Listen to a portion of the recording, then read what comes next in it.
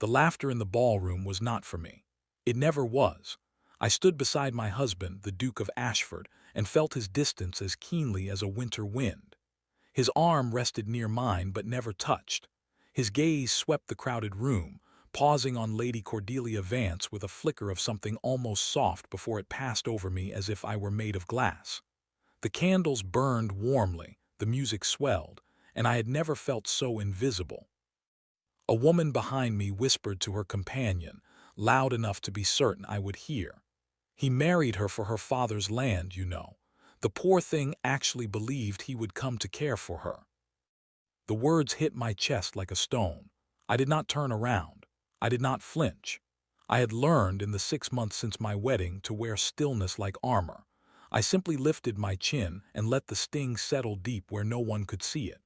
My husband, Sebastian Ashford, continued his conversation with Lord Eddington as though I did not exist. He had not spoken a single word to me since we left Asheford Hall that evening. I had once thought my heart could survive his silence. I was beginning to understand that silence could be a wound that never stopped bleeding. When the evening mercifully ended, I climbed into the carriage alone. Sebastian had business to discuss, he said, and would follow later. I watched the lights of the manor shrink behind us and let the tears come only when I was safely hidden by darkness. My maid, Mary, pretended not to notice. She had grown accustomed to my quiet grief. I remembered the day I married him. I had been full of foolish hope. My father had died a year before, leaving our family teetering on the edge of ruin. My aunt, Hester Sterling, had arranged the match with swift, almost desperate efficiency. She told me the Duke of Asheford had offered for my hand out of respect for my father's memory and a desire to unite our estates. I had no choice but to accept. But when I first saw Sebastian at the altar, so tall and sternly handsome, with eyes the color of winter storms, I had let myself imagine that perhaps duty could grow into something warmer. The wedding night shattered that hope. He came to my chamber, stood in the doorway, and looked at me with an expression I could not read. Then he said very quietly, "You will want for nothing at Ashford Hall. I trust you will find your own pursuits to occupy your time." He turned and left before I could draw breath to answer. He did not touch me. He did not return. In the months that followed, he was perfectly polite and perfectly absent. He took meals alone or in his study. He rode out early and returned late. When we attended social functions, he performed the role of husband with visible reluctance, a hand barely brushing my elbow, a smile that never reached his eyes. I spent those first months trying. I learned his preferences from the housekeeper, Mrs. Finch. I ordered his favorite dishes. I wore the colors he was said to admire. I left flowers in his study.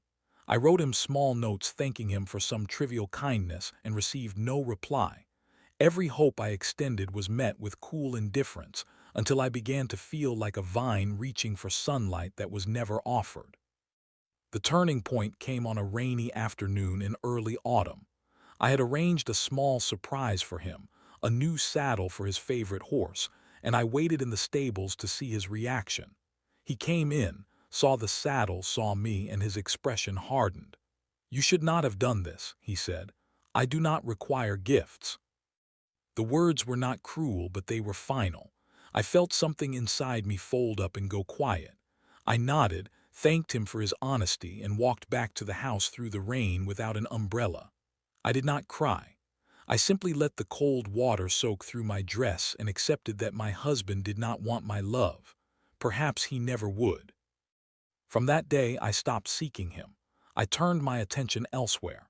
Ashford Hall was a vast, beautiful estate with tenants who had been neglected under the previous steward's mismanagement. I began to visit the cottages, to listen to the families, to organize repairs and distribute food and medicine. The work filled the hollow places inside me. The tenants began to greet me with genuine warmth. Children ran to meet me on the lane. I planted a new garden on the south lawn, and I found peace in the soil and the growing things. I also found a friend. Mr. Thomas Aldridge, the estate steward, was a gentle man with steady brown eyes and a quiet voice. He had been hired shortly before my marriage and managed the land with quiet competence. He never overstepped, never presumed, but he always had a kind word. When I struggled with a stubborn rosebush, he offered advice. When I mentioned that the roof of the widow Harper's cottage was leaking, he had it repaired before sunset. He made me feel seen in a way my husband never had. I did not love Thomas Aldridge. I knew the difference between gratitude and love, but he became a steady presence, a reminder that I was not entirely alone. It was enough, or so I told myself. Sebastian noticed the change. At first, it was a flicker of confusion when I stopped appearing at breakfast, then a tightening of his jaw when I no longer left flowers in his study. He did not speak of it, but I caught him watching me sometimes, a strange, searching expression in his eyes. I did not let myself hope. I had learned that hope was a blade that cut only the one who held it. The autumn assembly at Lord Harrow's estate was the first time I saw genuine anger in my husband's face. The evening began predictably enough. I wore a gown of deep green silk, the color of pine needles, and I stood with the other married ladies while Sebastian spoke with the men.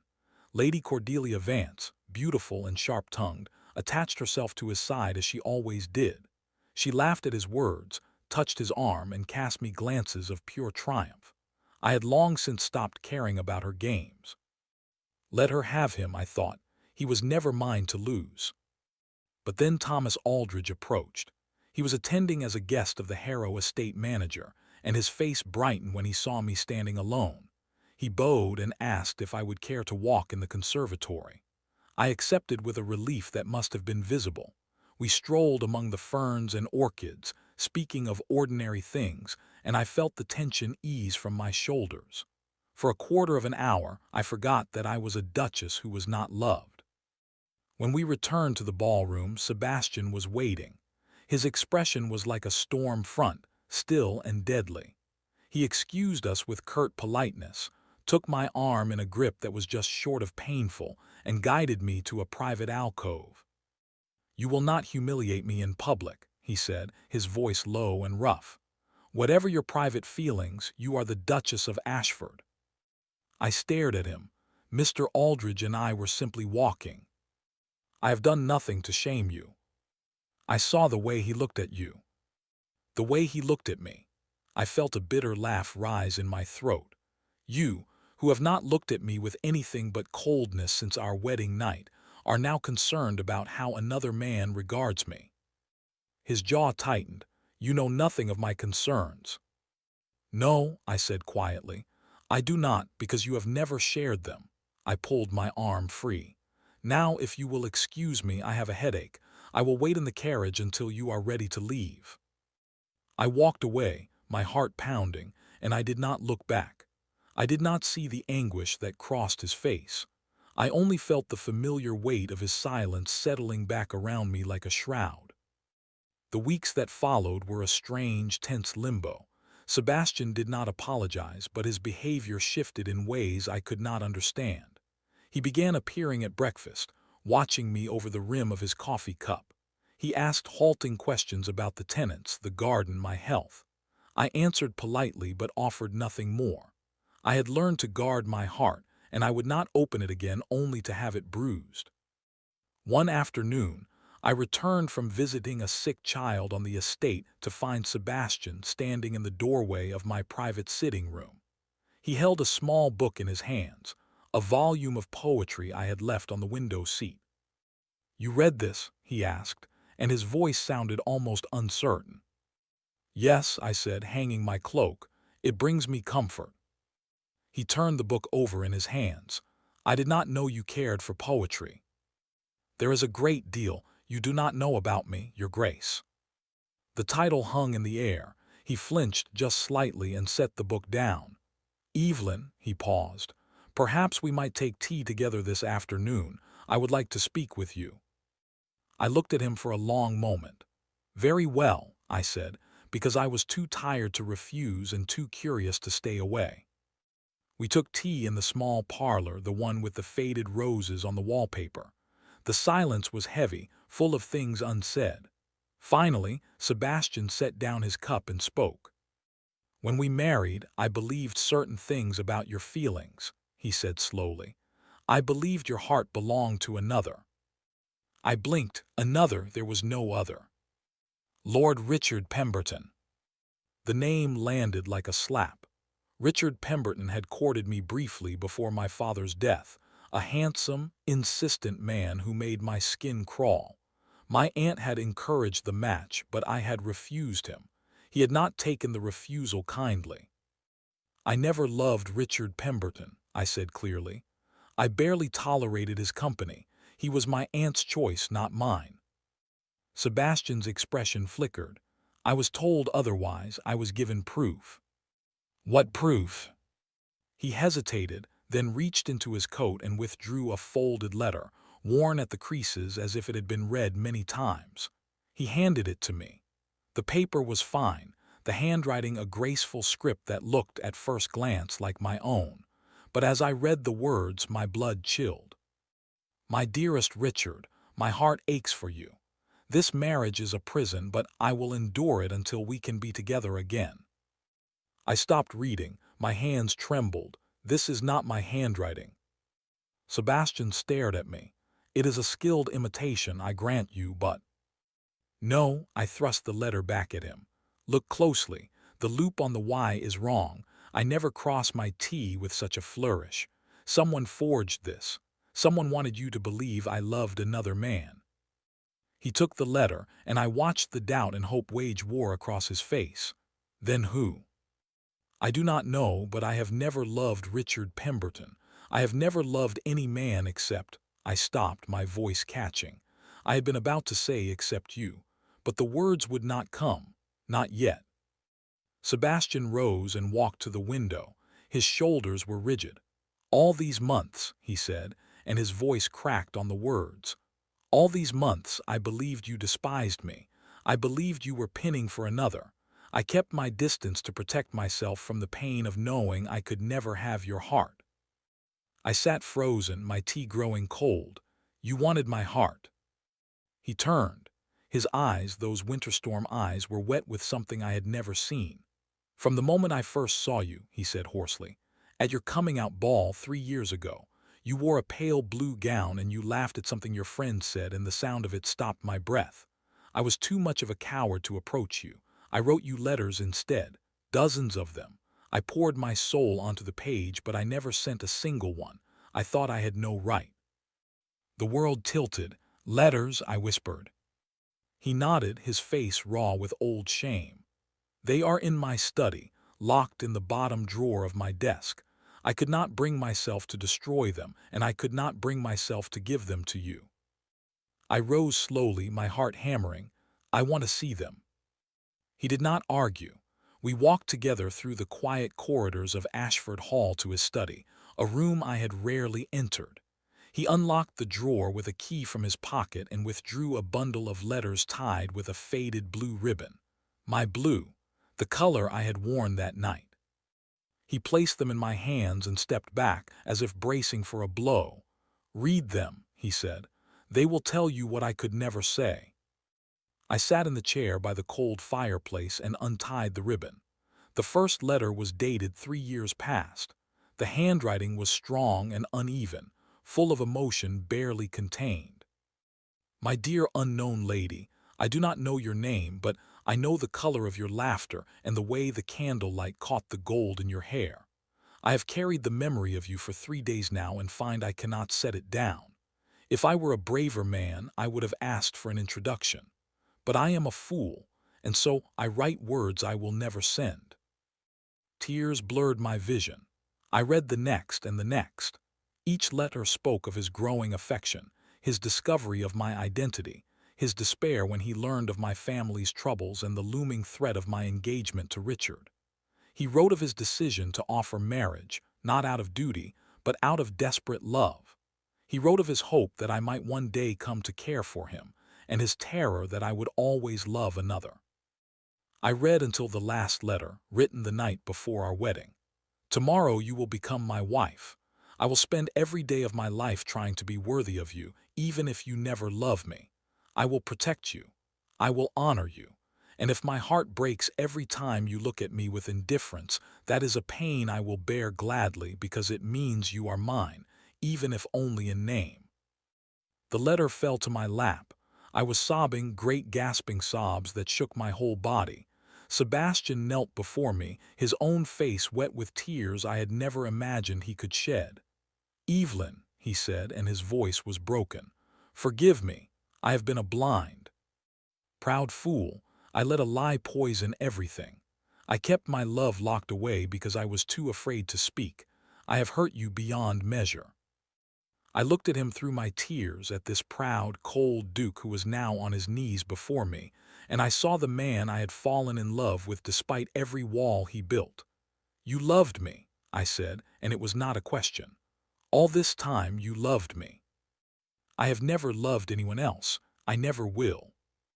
I reached out and touched his face, the sharp line of his jaw, the wetness on his cheek. He closed his eyes and leaned into my hand like a man starved.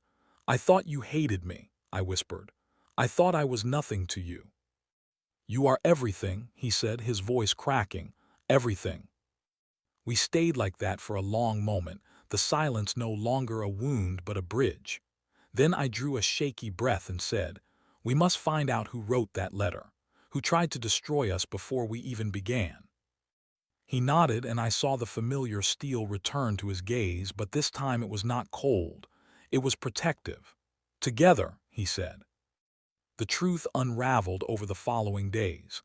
I confronted my aunt, Hester Sterling, who crumbled under the weight of my quiet fury.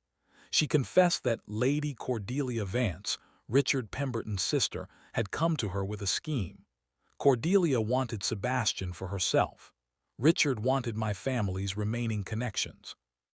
Cordelia had hired a forger to create the letter, and my aunt, desperate to secure Richard's alliance and afraid of Cordelia's threats, had delivered it to Sebastian the week before our wedding. She had also intercepted every letter I tried to send him during our engagement, ensuring he believed my silence was proof of my disdain. I felt rage and grief in equal measure. My own aunt had sold my happiness for her security, but looking at her now, pale and trembling, I could only feel a weary pity. I left her with a cold promise that she would no longer have a place in our lives. Sebastian dealt with the Vances with ruthless efficiency. He confronted them publicly at a gathering of local gentry, the forged letter in hand, and presented witness statements from the forger Cordelia had been foolish enough to betray. Lady Cordelia's reputation shattered before the eyes of society. Richard Pemberton slunk away to the continent. The scandal did not touch us. It only illuminated the truth. In the quiet aftermath, Sebastian and I began the slow, tender work of healing. He read his letters to me aloud in the garden, his voice unsteady at first, then growing stronger. I told him of my loneliness, my despair, the small kindnesses that had kept me from shattering. He listened without defense, and I saw the guilt in his eyes, but I also saw the fierce determination to do better. One evening, as autumn leaves drifted across the south lawn and the air smelled of wood smoke and roses, he took my hand and led me to the spot where I had planted my garden. "You made something beautiful here," he said. "Out of neglect and silence you grew life. Will you let me help you tend it from now on?" I turned to him, and for the first time I let myself believe that this was not a dream from which I would wake. "Yes," I said, "but only if you promise never to hide your heart from me again." He drew me into his arms, and I felt the steady beat of his heart against my cheek. "I promise," he murmured into my hair. "No more silence, no more locked drawers. I will spend the rest of my life proving that you are loved." In the years that followed, Asheford Hall became a place of warmth and laughter. We had children who ran through the gardens, their shouts echoing off the old stone walls. Sebastian proved to be a devoted father and a husband who never let a day pass without some small gesture of affection. Thomas Aldridge remained a trusted friend and eventually married a kind-hearted widow from the village, and I danced at his wedding with joy unshadowed. Sometimes late at night I would find Sebastian in his study, not locked away but with the door open, and he would be reading those old letters by candlelight. When he saw me, he would smile and hold out his hand, and I would go to him, and he would read a passage aloud. The words that had once been hidden were now our shared treasure, a testament to a love that had survived silence, lies, and fear. The laughter in our home was for me. It was for all of us. And I never felt invisible again. If you enjoyed this story, don't forget to give it a like and subscribe to the channel. Also, let us know in the comments which country you're watching from. Your support means a lot to us. Thank you for watching and see you in the next amazing story.